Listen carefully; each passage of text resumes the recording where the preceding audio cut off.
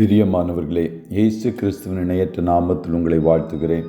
இந்த மன்னாற்றுடைய இந்த டெய்லி பாட்காஸ்டை கேட்கிற உங்கள் ஒவ்வொருவரையும் கர்த்ததாமே ஆசீர்வதிப்பாராக. சகரியா 4:6 இப்படியாய் கூறுகிறது, அப்பொழுது அவர் செருபாபேலுக்கு சொல்லப்படுகிற கர்த்தருடைய வார்த்தை என்னவென்றால், பலத்தினாலும் அல்ல, பராக்கிரமத்தினாலும் அல்ல, என்னுடைய ஆவியினாலேயே ஆகும் என்று சேனைகளின் கர்த்தர் சொல்லுகிறார். கர்த்தருடைய ஆவியினாலேயே ஆகும். It is by the spirit of the Lord என்ற தலைப்பின் கீழ் இன்றைய மன்னாவை தியானிக்கப் போகிறோம். நம்முடைய ஆவிக்குரிய ஓட்டம் இந்த வருஷத்தில் சரியாக இருக்க வேண்டுமென்றால் பரிசுத்த ஆவியானவர் தாமே முழுவதுமாக நம்மை ஆட்கொண்டு நடத்த நாமே விட்டு கொடுக்க வேண்டும். ஆவிக்குரிய போராட்டத்தில் நமக்கு உதவாதவைகள் நம்முடைய புத்தி, சாதுரியம், பேச்சுத்திறன், விஞ்ஞான அறிவு, சமுதாய அந்தஸ்து, பணபலம் போன்றவைகள் என்பதை தேவஜனங்கள் அறிந்து கொள்ள வேண்டும். செருபாபேலுக்கு அவன் செய்ய வேண்டிய வேலை பெரிய இமயமலையைப் போலத்தான் இருந்தது. இவ்வளவு பெரிய இமயமலையை நான் எப்படி எட்ட முடியும் என்று செருபாபேல் நினைத்திருப்பான். இப்படிப்பட்ட சூழ்நிலையில்தான் நீங்கள் காணப்படலாம். எனக்கு முன்பாக இந்த வருஷத்தில் மலை போன்ற வேலைகள் காணப்படுகிறது.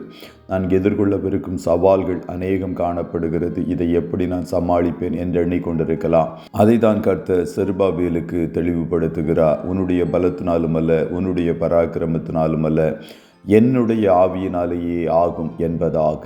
என்னுடைய ஆவியினாலேயும் ஆகும் என்று சொல்லவில்லை. அதாவது பலரால் ஆகும், அதுபோல எந்நாளும் ஆகும் என்று கர்த்தர் சொல்லவில்லை. யாராலும் செய்ய முடியாது, ஆனால் கர்த்தருடைய ஆவியானவர் ஒருவராலேயே செய்ய முடியும் என்று கர்த்தர் சொல்லுகிறார். ஆகையால் நாம் ஒரு நாளும் நம்முடைய சொந்த பலத்தை சார்ந்து ஜீவிக்கிறவர்களாய் காணப்படலாகாது. நாம் குறைவோடு இருக்கும்போது எளிதாக ஆவியானவர் பலத்தை சார்ந்து ஜீவிக்க முடியும். ஆனால் நாம் நிறைவாய் ஆசீர்வதிக்கப்பட்டிருக்கையில் ஆவியானவர் பலத்தில் சார்ந்து கொள்ளாமல் பணம், செல்வாக்கு போன்ற பலத்தை சார்ந்து ஜீவிக்கிறவர்களாய் அநேக நேரங்களில் காணப்படுகிறோம். பல தெய்வ மனிதர்களும் தங்களுடைய சொந்த பலத்தை சார்ந்து ஜீவித்து வாழ்க்கையில் தோல்வியையே பார்த்தார்கள்.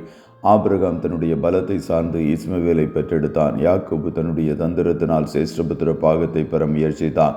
மோசே தன்னுடைய பலத்தால் எகிப்தியன் ஒருவனை கொண்டான். பேதுரு தன்னுடைய பலத்தால் எல்லாரும் கைவிட்டாலும் நான் உம்மை விடுவதில்லை என்றெல்லாம் வசனம் பேசினான். தன்னுடைய மாம்ச பலத்தை சார்ந்து ஜீவிக்கிறவர்களுக்கு தோல்விதான் வரும். கர்த்தருடைய ஆவியானவருடைய பலத்தை சார்ந்து ஜீவிக்கிறவர்களுக்கு மாத்திரம்தான் ஜெயம் வரும். இன்றிலிருந்து ஆவியானவருடைய பலத்தை சார்ந்து ஜீவியுங்கள்.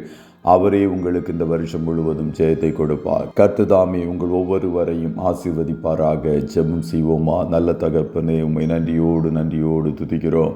இந்த மன்னாற்றுடைய டெய்லி பாட்காஸ்டை கேட்கிற முடிய பிள்ளைகள் ஒவ்வொருவரையும் கர்த்தர் ஆசீர்வதிப்பீராக. ஆண்டவரே, இந்த புதிய வருஷம் முழுவதும் எங்கள் சொந்த பலத்தில் அல்ல, உம்முடைய பலத்தில் நாங்கள் அனுதினமும் வாழ கர்த்தர் எங்கள் ஒவ்வொருவருக்கும் கிருபை பாராட்டும் என்று சொல்லி ஜெபிக்கிறோம். என்னை பலப்படுத்துகிற கிறிஸ்து இயேசுவினாலே எல்லாவற்றையும் செய்ய எனக்கு பலனுண்டு என்ற வார்த்தையின்படி நாங்கள் உம்மை முழுமையுமாய் சார்ந்து ஜீவிக்க கர்த்தர் துணை நிற்பீராக.